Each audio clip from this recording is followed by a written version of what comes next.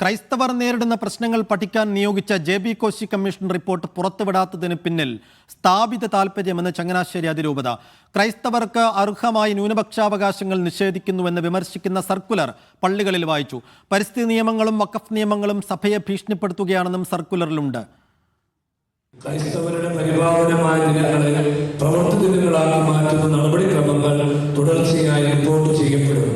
വന്യജീവി ആക്രമണത്തിന്റെയും വനനിയമ നിഷ്കർഷകളുടെയും വഖഫ് നിയമ നടപടികളുടെയും ഭീഷണിയിൽ അനുദിന ജീവിതം ക്ലേശകരമായിരുന്നു.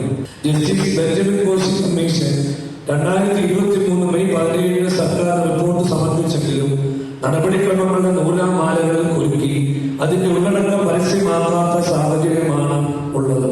ആ റിപ്പോർട്ട് പുറത്തു വരാത്തതിന് പിന്നിൽ സ്ഥാപിത താല്പര്യങ്ങൾ ആരോപിക്കപ്പെട്ടാൽ അത് ആർക്കും നിഷേധിക്കാനാവും. ജോസി ബാബു വിശദാംശങ്ങൾ നൽകും. ജോസി, ഈ കോശി കമ്മീഷൻ റിപ്പോർട്ട് പുറത്തുവിടാത്തതിന് പിന്നിൽ സ്ഥാപിത താല്പര്യങ്ങളാണ് എന്ന് പറയുന്നുണ്ട്. പക്ഷെ എന്താണ് സ്ഥാപിത താല്പര്യം എന്ന് വിശദീകരിക്കുന്നുണ്ടോ? ഈ സർക്കുലറിൽ എന്തെല്ലാം കാര്യങ്ങളിൽ വിമർശനങ്ങളുണ്ട്?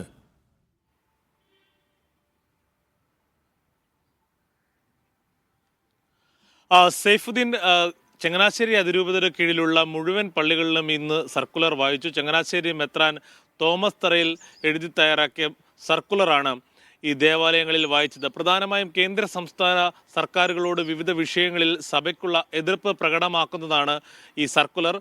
വനം വന്യജീവി വിഷയങ്ങൾ, കുട്ടനാട്ടിലെ നെൽകർഷകരുടെ അടക്കമുള്ള പ്രശ്നങ്ങൾ, വിദ്യാഭ്യാസ സ്ഥാപനങ്ങളിലെ നിയമന പ്രശ്നങ്ങൾ അടക്കമുള്ളവ ഈ സർക്കുലർ ചൂണ്ടിക്കാണിക്കുന്നു. അതോടൊപ്പമാണ് ജെ.ബി. കോശി കമ്മീഷൻ റിപ്പോർട്ട് പുറത്തുവിടാത്തതിൽ സംബന്ധിച്ചുള്ള ഗൗരവതരമായ ആശങ്ക സഭാ നേതൃത്വം പങ്കുവെക്കുന്നത്.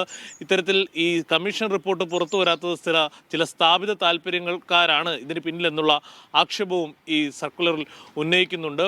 അതോടൊപ്പം തന്നെ മുനമ്പം, അതോടൊപ്പം പരിസ്ഥിതി വിഷയങ്ങളിലടക്കം സഭയെ നിരന്തരം സർക്കാരുകൾ ഭീഷണിപ്പെടുത്തുന്ന നയമാണ് സ്വീകരിക്കുന്നത്. ഇക്കാര്യങ്ങളെല്ലാം ഉയർത്തിക്കൊണ്ട് ഈ മാസം 15-ന് നസ്രാണി മുന്നേറ്റ ജാഥ എന്ന പേരിൽ ഒരു ജാഥ സംഘടിപ്പിക്കുമെന്നും സർക്കുലറിൽ പറയുന്നുണ്ട്. എന്തായാലും ഇന്ന് ചങ്ങനാശ്ശേരി മുതൽ അല്ലെങ്കിൽ കോട്ടയം ജില്ല മുതൽ തിരുവനന്തപുരം വരെയുള്ള ചങ്ങനാശ്ശേരി അതിരൂപതയുടെ മുഴുവൻ പള്ളികളിലും ഈ സർക്കുലർ വായിച്ചു. 15-ാം തീയതി കുട്ടനാട്ടിൽ നിന്നാണ് ഈ നസ്രാണി മുന്നേറ്റ ജാഥ നടക്കുന്നത്. അതിനുശേഷം ചങ്ങനാശ്ശേരി അതിരൂപത ആസ്ഥാനത്ത് വലിയ സമ്മേളനവും ചേരും.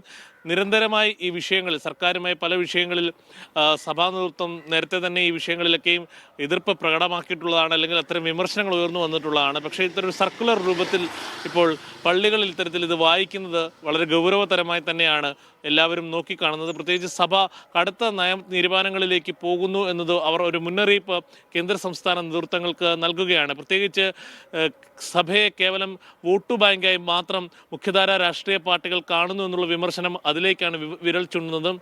നേരത്തെ തന്നെ ഈ വിഷയങ്ങളിൽ സഭാ നേതൃത്വം ഇത്തരത്തിൽ വിമർശനങ്ങൾ ഉയർത്തി ഉണ്ടായിരുന്നുവെങ്കിലും ഇത്രയും കടുപ്പിച്ച് ഈ കാര്യങ്ങൾ പറയുന്നത് ഈ അടുത്തിടയ്ക്ക് ആദ്യമായാണ്. എന്തായാലും ക്രൈസ്തവരിൽ ദളിത് ക്രൈസ്തവർ അടക്കമുള്ളവരുടെ സംവരണ വിഷയങ്ങളിൽ അടക്കം സർക്കാരുകൾ ഒളിച്ചുകളി നടത്തുകയാണ്.